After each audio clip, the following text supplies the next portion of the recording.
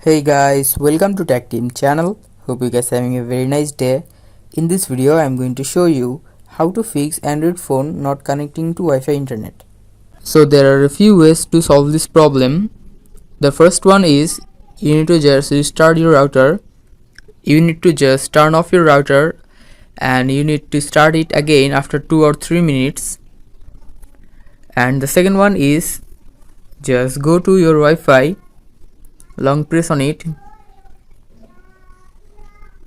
If it is not connecting, then just go to your Wi-Fi. You need to just click on forget network and you need to connect it again with your password.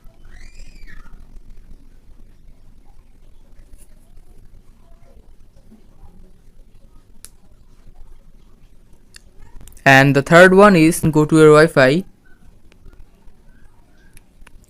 click on the arrow icon and just scroll here.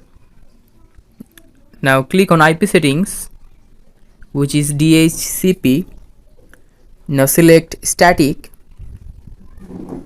Now here you can see the IP address, just click on it. Now you can just change your IP address from 10 to 255, any octal number. Just like I'm changing 110 and click the top right arrow icon.